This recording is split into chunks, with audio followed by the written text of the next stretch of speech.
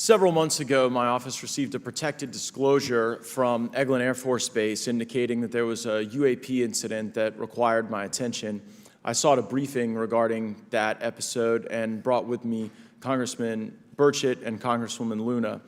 We asked to see any of the evidence that had been taken by flight crew in this endeavor and to observe any radar signature as well as to meet with the flight crew. We were not afforded access to all of the flight crew. And initially, we were not afforded access to images and to radar. Thereafter, we had a bit of a discussion about how authorities flow in the United States of America, and we did see the image. And we did meet with one member of the flight crew who took the image. The image was of something that I am not able to attach to any human capability, either from the United States or from any of our adversaries. And I'm somewhat informed on the matter, having served on the Armed Services Committee for 7 years, having served on the committee that oversees DARPA and advanced technologies for several years. When we spoke with the flight crew, and when he showed us the photo that he'd taken, I asked why the video wasn't engaged, why we didn't have a FLIR system that worked. Here's what he said. They were out on a test mission that day over the Gulf of Mexico. And when you're on a test mission, you're supposed to have clear airspace. Not supposed to be anything that shows up. And they saw a sequence of 4 craft in a clear diamond formation for which there is a radar sequence that I alone have observed in the United States Congress. One of the pilots goes to check out that diamond formation and sees a large floating, what I can only describe as an orb. Again, like I said, not of any human capability that I'm aware of.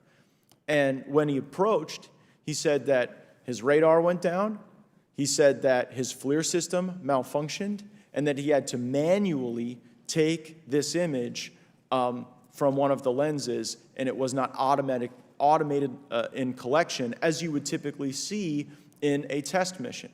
So I guess I'll start with Commander Fravor.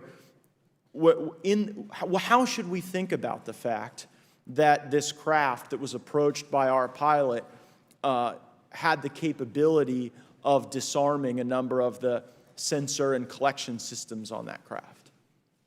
Well, I think this goes to that national security side, and you can go back through history of things showing up at certain areas and disabling our capabilities, which is disheartening. And for us, I mean, like I said, it completely disabled the radar on the aircraft when it tried to do it, and the only way we could see it is passively, which is how he got that image. So I think that's a concern on what are these doing, not only how do they operate, but their capabilities inside to do things like this.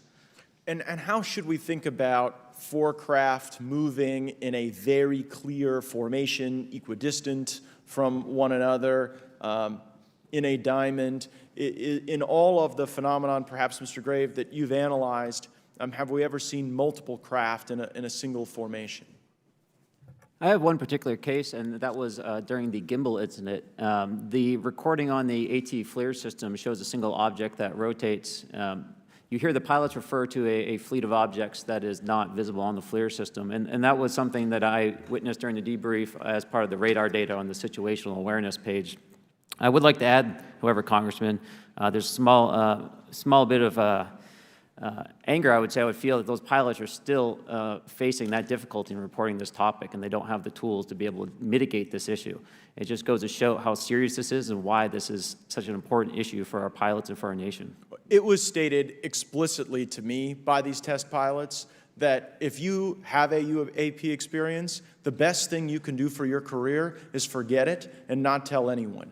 Because any type of reporting, either above the surface or below the surface, does have a perceived consequence to these people, and that is a culture we must change if we want to get to the truth. Mr. Chairman, I would observe that perhaps as we move forward from this hearing, there are some obvious next steps. Every person watching this knows that we need to meet with Mr. Grusch in a secure, compartmentalized facility so that we can get fulsome answers that do not put him in jeopardy and that give us the information we need. Second, I would suggest that the radar images that were collected of this formation of craft out of Eglin Air Force Base, and specifically the actual image taken by the actual flight crew that we can actually validate, be provided to the committee, subpoenaed if necessary, so that we're able to track how to get this type of reporting and analysis done in a more fulsome way. That would be my recommendation, humbly, as a guest here of the Fine Oversight Committee. I yield back.